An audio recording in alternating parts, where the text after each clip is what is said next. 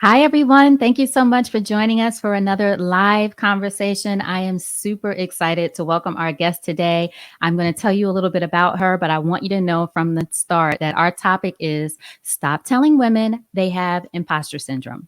Okay? So that's what we're going to talk about today. Stop telling women they have imposter syndrome. And I'm going to tell you about our beautiful guest today, whose red lip I am just so envious of here. So our guest today is Jodi-Ann Burey, and Jodi-Ann is a speaker, writer, and disruptor in the pursuit of equity for all. Jodi-Ann has a mission to disrupt business as usual to achieve social change. She is a sought-after speaker and writer who works at the intersections of race, culture, and health equity. Her TED Talk, The Myth of Bringing Your Full Authentic Self to Work, which I highly suggest you watch, embodies her disruption of traditional narratives about racism at work. Jodi-Ann is also the creator and host of Black Cancer, a podcast about the lives of people of color through their cancer journeys, which was recently featured on Pop Sugar and NBC Dallas.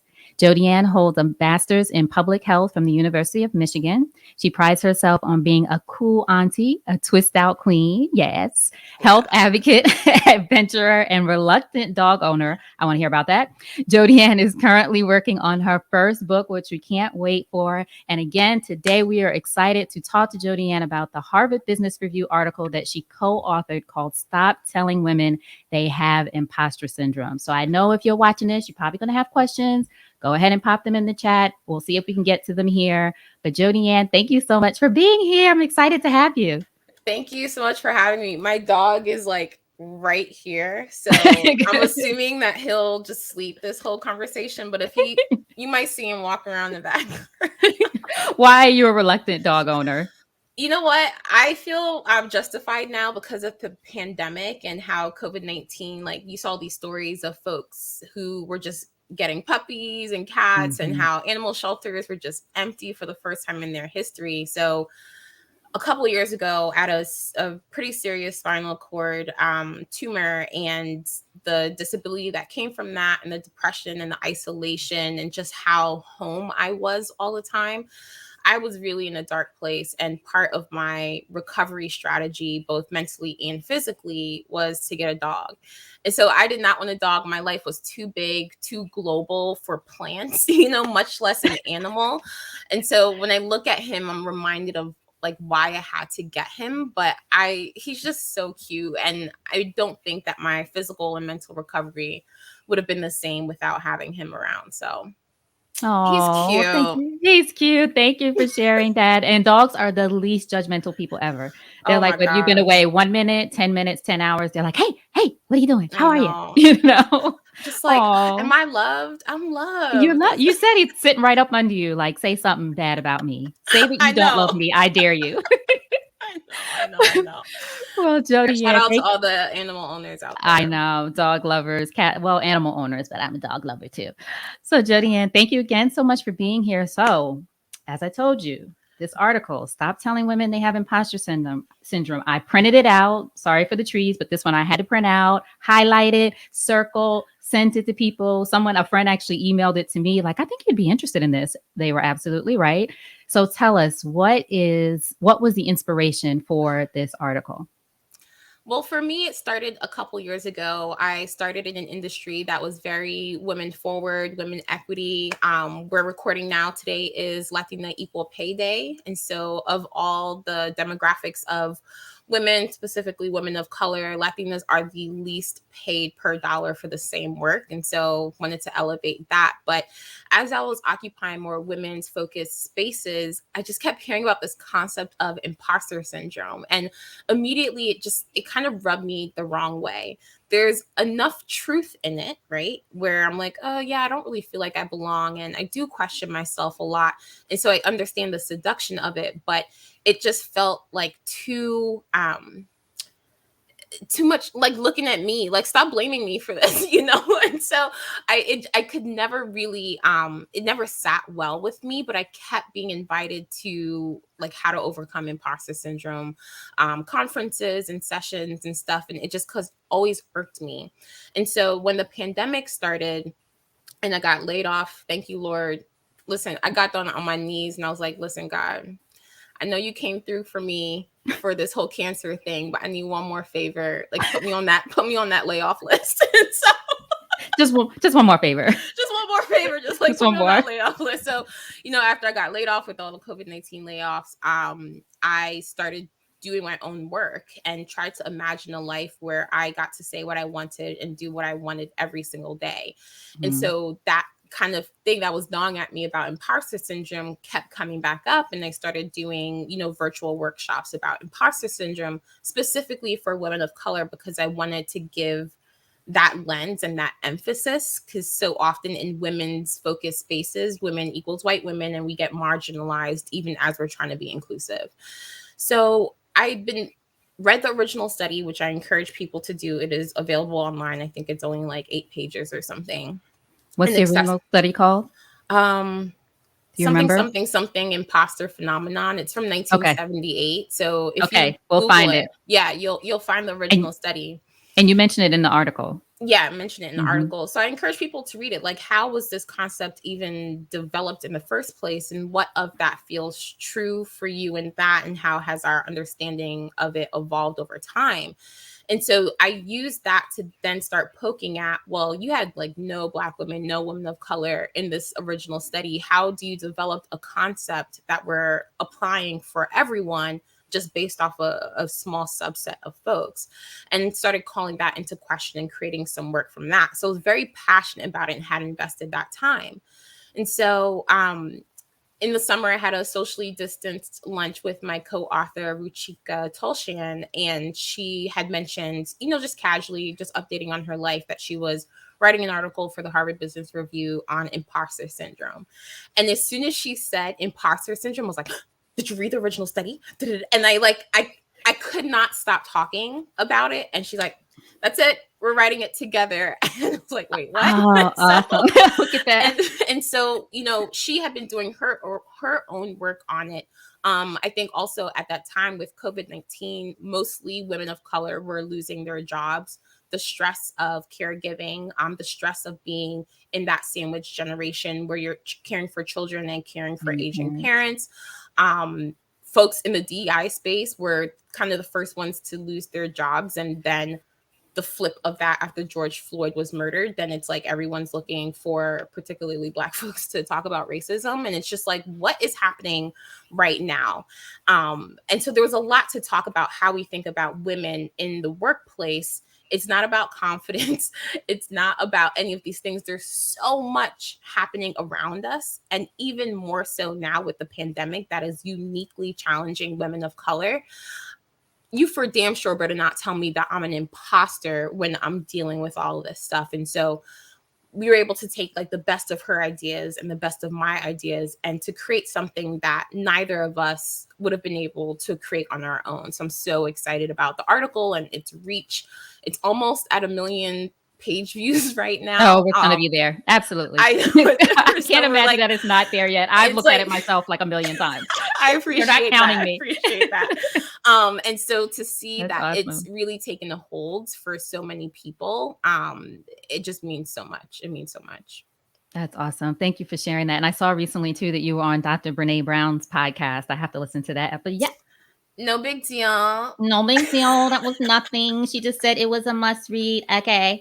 I said that, but it's fine. Listen, Elaine said it first, so that's where we stand. That's we love Dr. Brene. Hey, Dr. Yeah, Brene. Hey, she's girl.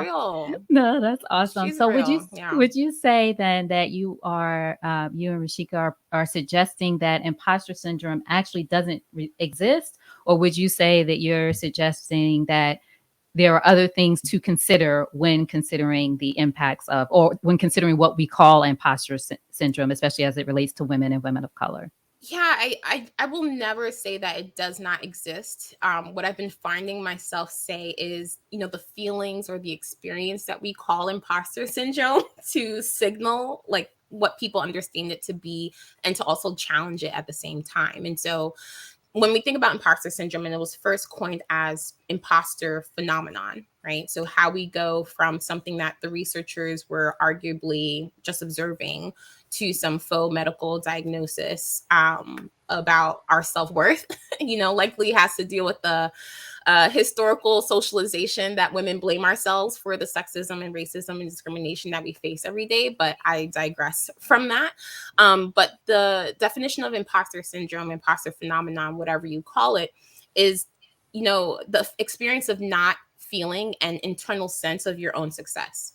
Despite any high achievements or accolades or anything that would easily prove otherwise, you don't feel successful. You don't feel smart. You feel like you're cosplaying in your own profession, right? Right, You're like you're a fraud. And so I understand that feeling. I have felt that. But as a Black woman, as a Black disabled woman, and everything that I have to balance, and the emotional labor and what it takes to survive in toxic workspaces, I for damn sure am not going to blame myself for this erosion of my self-worth and this erosion of, my value. Being in these spaces itself is eroding. And so it's this way that we gaslight ourselves when we start saying, like, well, maybe it's me. Maybe if I was more confident. But you and I both know that it's our confidence, especially as women of color, especially as Black women, is what pulls us into our manager's office in the first place. Exactly. To make everybody else feel more comfortable. Because Hello. you're too confident. I know.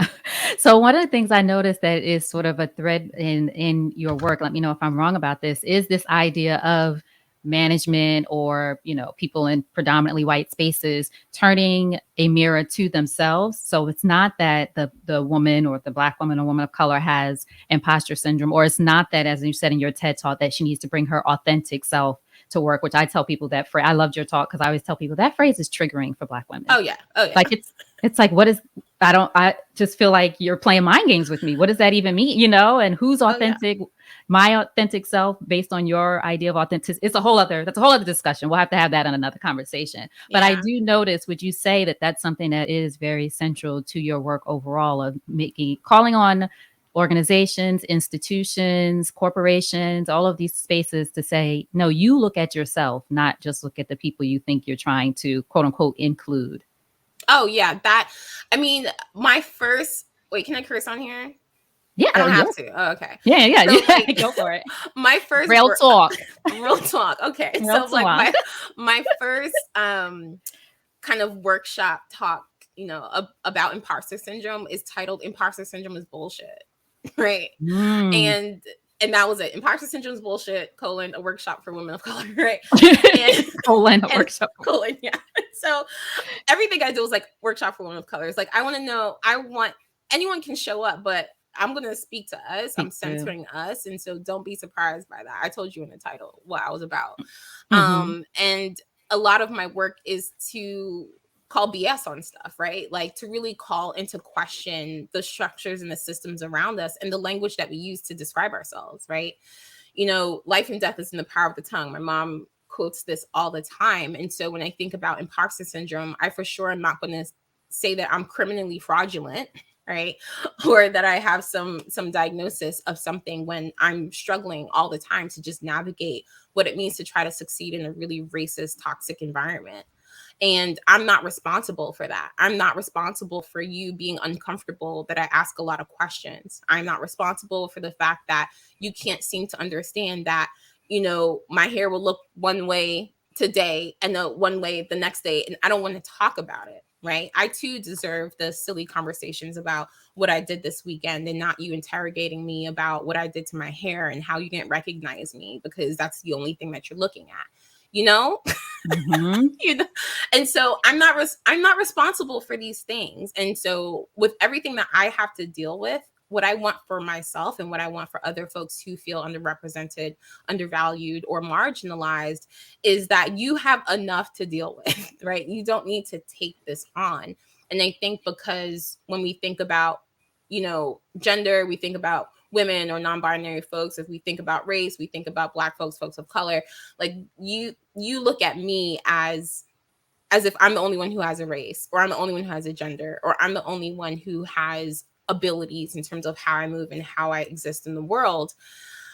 I'm the one who's trying to deal with the fact that these systems and structures were not created for me. Y'all did that, right? you also have a race, you also have a gender, you also have abilities, you also have, sexuality, and your norms are hurting me. So fix your norms. If you say that you value these things, if you say that this is important to you, if this is part of your integrity as a professional, as a human being, about your morality, what have you, then be in alignment with your values. I can't do my work and your work at the same time. It's not fair. Which is what felt like the responsibility that was put on a lot of Black folks, especially, I don't know about you, but I know my friends I'm an entrepreneur, but a lot of my friends are still in corporate, and they talked about how they are all of a sudden like the DEI specialists at their company. And they, exactly. like, what? Why am I leading a meeting on diversity? And like you said, interestingly enough, those are the first people to go, right? After when COVID first hit, or those positions or those budgets or whatever. And then all of a sudden, anybody Black. Yeah, anybody Black, please. Anybody show Black. up. Yeah. So it's just, yeah, exactly. And it's interesting, as you were telling as you were sharing about this idea of all the weight and things that we carry. I know microaggressions is something that we all talk about too, and you do as well. And I was thinking back to a meeting I attended here in Georgia for the National Speakers Association. And I was there, and there was a few other Black women in the audience, but it's just a few people in the crowd, other people on Zoom, etc. So I stood up to say something, and the woman said, I can't remember. She mispronounced the other woman's name, so I can't remember what her name was, the other Black sister there.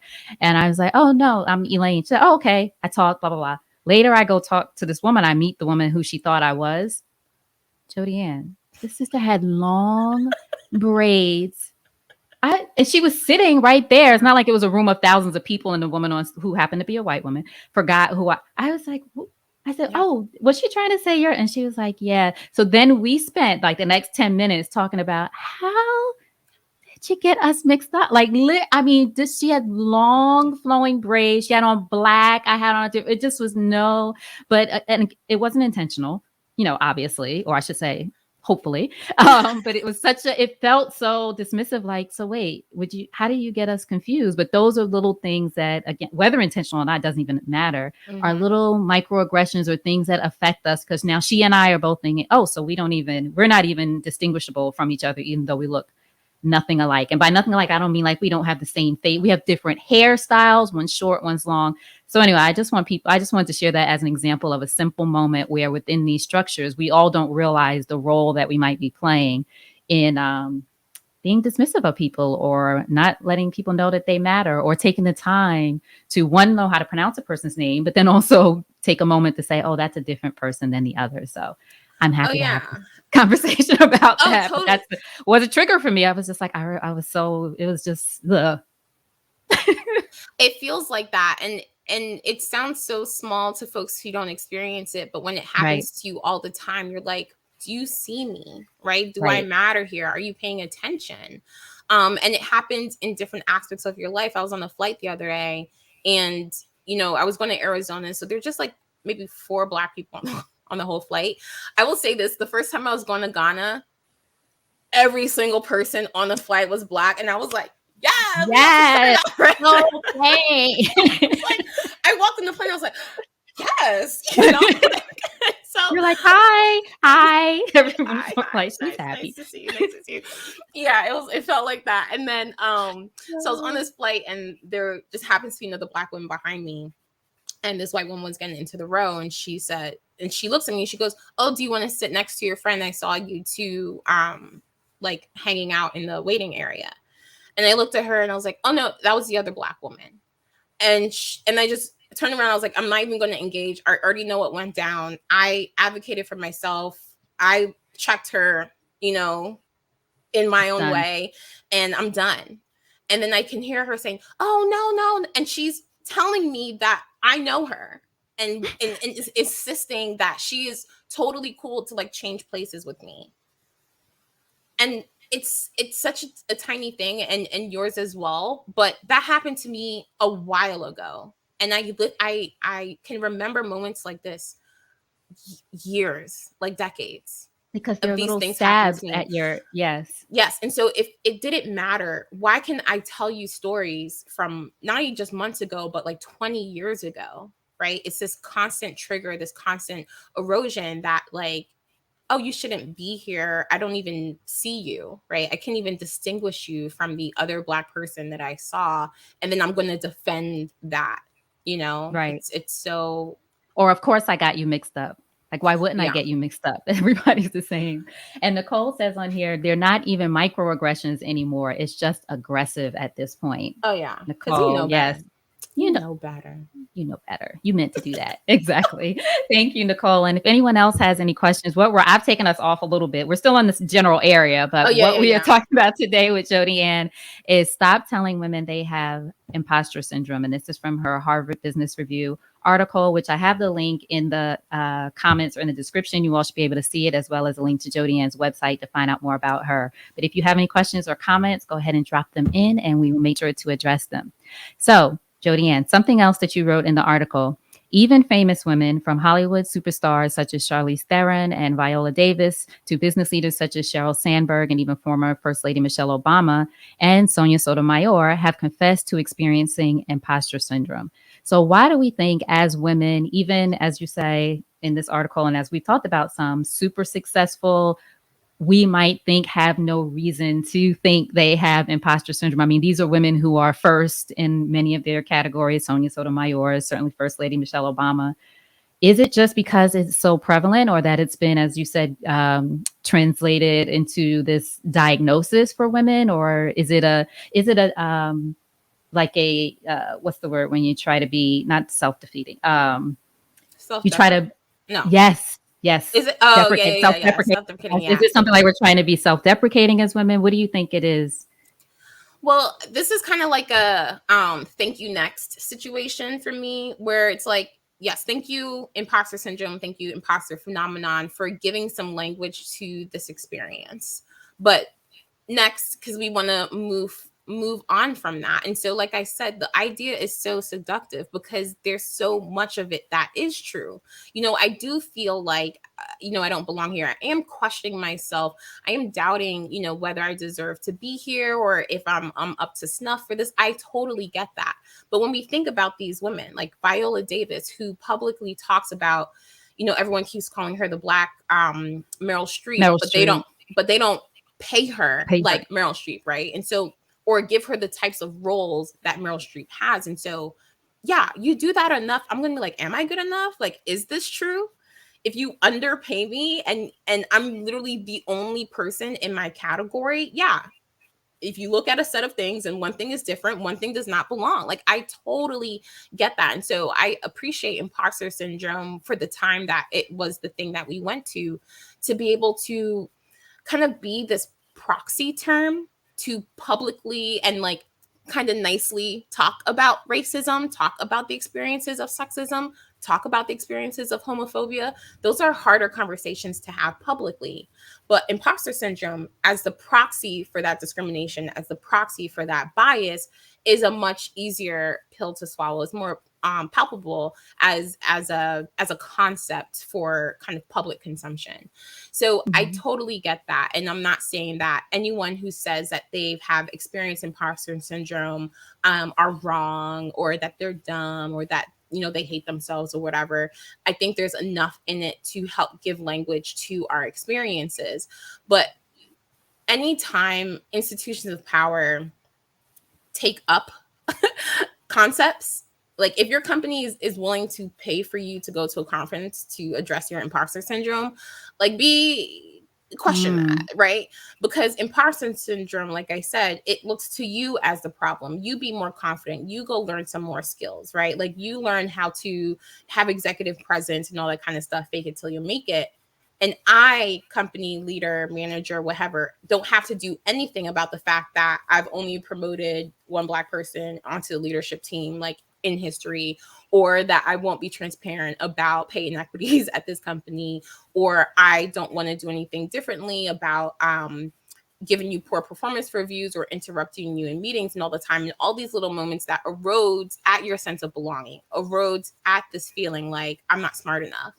It's really easy to make women feel like they're not smart when they say something and then Bill, Bob, whoever says the same thing, and everyone's like, Bob, that's incredible. Oh my And you're gosh, like, can you tell I me just, more? And you're like, wait, did I? Yeah, I guess that is a good idea that Bob had. I know Right? you start feeling like the Yeah, crazy one, right? yeah, exactly. And so it's Yeah. just like, it's not your confidence, right? They don't want to hear from you, girl. Like, they don't want Right. you to be here, right? They're still They mad don't that trust you. they That's don't what it feels trust like. you. They They don't don't trust trust you. you. They're Yes. mad Coming that from you, it doesn't sound like as good of an idea as it does from Bob. exactly, exactly. And they're still mad that, their friend didn't get the job that you got, right? Like, so Mhm. there's so much environmentally that's happening in our companies and our culture that is historical. And imposter syndrome, I think, ran away from us a little bit and looking too much at ourselves instead of looking at Mhm. the systems, right? And this is the last thing I'll say, because I know we're running on time, but the No, you're first good. oh, thank you. The first the study and subsequent studies, it always has this qualifier with imposter syndrome that it is among people in high achieving spaces, right? Now, what is high achieving? Who does that mean? Who is that, right? Because I'm pretty sure folks that I know in my life who are high achieving have never even heard of the concept of imposter syndrome that we see in these like really wealthy corporate spaces. And as a Black woman, success or high achieving means being in more male, more white dominated spaces. And when that is your context, right, you can't not talk about racism. You can't not talk about sexism and all of that. And so I think imposter phenomenon, imposter syndrome has always missed that context. Should this be something that, and again, everyone, please let us know if you have any questions or comments. Do you think this being imposter syndrome or imposter phenomenon, something that we're talking to our therapist about? Ooh, So if child. we're black, you know what I mean? Like if it is, should anyone who's a therapist, and I plan to go back to school as a counselor, so it's probably why I'm asking this question. But I can imagine someone coming in and saying, I have imposter syndrome or experience, whatever kind of way we phrase this, like you said, it comes up differently. And then the therapist or whoever, maybe it's your girlfriend, needing to say, what does that really mean? What are you really feeling? Because I think to your point, it can be so many things. It could be, you're getting stepped on in every meeting. It could be you didn't get the promotion. It could be, there could be reasons. I try to acknowledge too, when I talk about this idea of women, especially Black women, struggling with asking for support. Support is sexy. It's my whole thing. It's what I talk about. But I always try to acknowledge there are reasons that you might feel nervous at work about saying, I'm not sure how to do this. You make less than men there. They don't talk all the things that we just talked about. It's the same thing. So it's sort of like we have to acknowledge that. But then what? How do we get to what we're really feeling? Or where can we have the conversation? Where does Sonia Sotomayor go? She says imposter syndrome in public, right? And that's like you said, there's probably reasons she feels that. But where is she going to talk about what she's really feeling? And should she go? I guess my question to you is, do you think we should all make sure we can go somewhere and have the discussion about what are some of those underlying feelings or things we're facing? Oh, absolutely. First, I talked to my therapist about everything. And Right. so, Me too. you should raise it if it's something that's impacting you, and it does erode on your mental and emotional health and the Hmm. decisions that you're making for your life and stressors and all of that. Absolutely, if you have access to therapy, and I wish it was more broadly available, but like absolutely do that if you have access to those resources. I also recommend that people talk to their career coaches or find a career coach. I work with Lakita Williams from Co-Create Work, and I've been working with her for many years now. I love her. She actually approached me and was like, I want to coach you. I'm like, girl, no. Like, I don't need a couch. I don't need a coach. But also, I never thought about it before, and I never thought it would be accessible to me. But Mm, after having conversations, I was like, oh, I'll just try it. And I've been doing this for many years. And so hmm. I always go to her when I'm having, questions like that too, because she can kind of guide me in my career development and decisions that I make, whether I was in corporate spaces or as an entrepreneur. And so I absolutely recommend that folks access resources, expert resources to kind of walk through and talk through what they're dealing with. And like you said, talk to your friends, because they're probably experiencing the same thing. If you have similar working dynamics, and figure out different strategies that you all are using to, I think, first understand what is triggering the imposter syndrome, and talking Hmm. about that instead of I am am an imposter. I feel like an imposter. Like, no, when are those particular situations that you feel triggered in that way? Yes, great advice. And I think I'm with you. I've been going to my coach. I talk about her all the time, Margot. Hey, Margot. Hey, Went to girl. see her yesterday. Hey, girl. But I think one of the things that's been most helpful for me, at least, and my coach has a psychology background too, is just the conversations. Sometimes you just need to talk it through. A lot of times it's not, which I think is what a good therapist doesn't do, is always give you answers, but sometimes you just have to get it out or talk it through or hear yourself say it. I feel this way and it's making me feel like an apart, whatever that conversation is.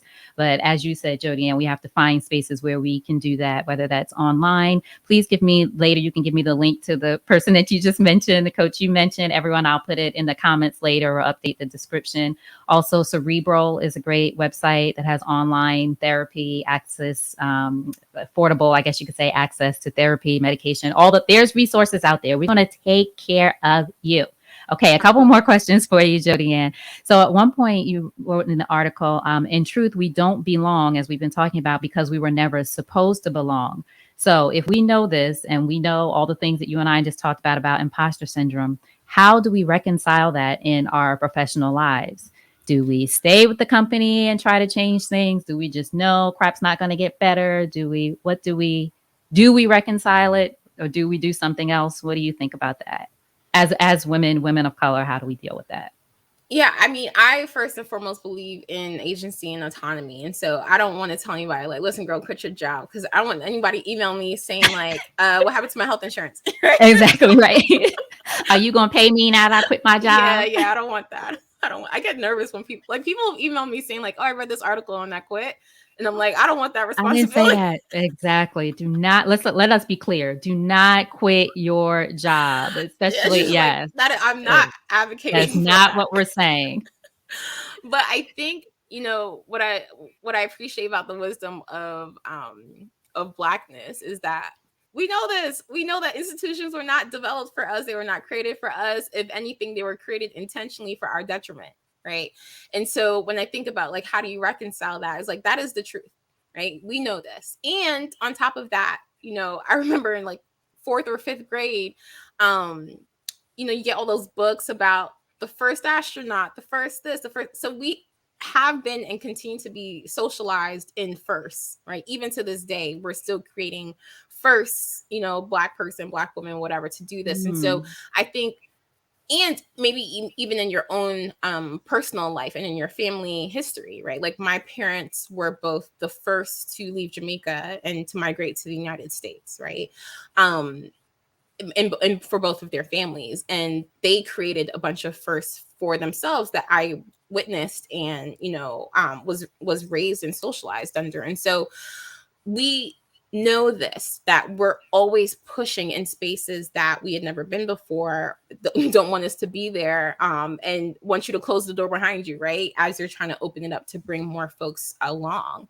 And so I think everyone has different tools and different tolerances for how much pioneering you want to do. And I think there's an expectation that you should do the hard thing. You should push ahead. You should, occupy these toxic spaces because you get to whatever it is, support your familial generational wealth. You get to create new opportunity for people, whatever it is. And I want people to know that you don't have to do that, right? You actually don't have to pioneer if you don't want to, right? If you want to find another work environment that affirms you, that you feel like, you don't have to be having these little battles and you can actually thrive in your career, then do that. If you feel like, oh yeah, let's do this, I'm about to roll up these sleeves and push through here and make things different from the inside, then you do that. Everyone has their role in what change is actually going to look like, and not even just change, but transformation. And so if you don't want to pioneer, you don't pioneer. If you want to pioneer, we're behind you, right? Like, we are here and supporting you. And so I think that's always been the dynamic of folks who are trying to create space for themselves and to create an environment where they themselves, their communities, and generationally can thrive. And so there are opportunities to create new rules for everyone, new institutions, and create more for yourself.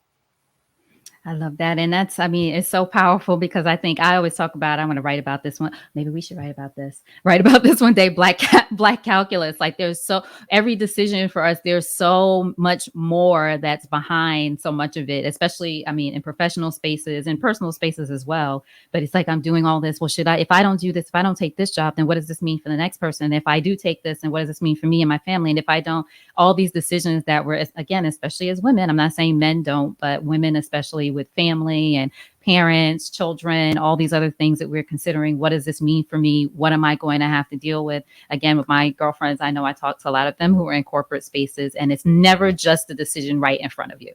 It's always these other things, and a lot of it are related to being a Black woman. And as you said, not because we're not taking the victim. This is the system that they created. We're trying to operate in because we're here, and just leaving it and going to wherever they think we're going to go, quote unquote, back to or whatever is not the option. We have to figure this out. So I love what you said, in that letting, my thing is always letting women know you are not alone. You don't have to figure this out alone. You're not crazy. Don't make them think you're crazy. Right. And this imposter syndrome thing, please, please, please go read Jodi-Ann's article, and your co-author, Rashika. What's her last name again? Olshan. You have to go read this article. Stop telling women they have imposter syndrome. I have the link in here, Harvard Business Review. If there was something, Jodi-Ann, that you wanted women and anyone watching to know, if you wanted to leave us with something today, what would be the thing that you want us to make sure to remember? That you're enough as is. You don't have to do anything extra if you don't want to. And you are enough. I mean, Toni Morrison said it best, like, you are your best thing. And what I want for us, especially because we're socialized to be such, emotional martyrs, to take some time and figure out what you want, what you like, what's important to you, what are your values, what are your boundaries. I'm in this space where, some people might call it self-centered, but I call it self-centering. Can we take some space to center ourselves and to figure out, what you want and what works for you, and use that as the way that you make decisions. And so I just want people to, especially women of color in the space and all the intersecting identities that we hold, is to center yourselves and know that you're enough and you're your best thing. Jodi-Ann, thank you so much. That's the perfect way to end. Center yourselves. I'm going to leave this conversation and center myself for the rest of this week, month, year, everything. Thank you so much. I truly appreciate you. Hold on just one second. Okay.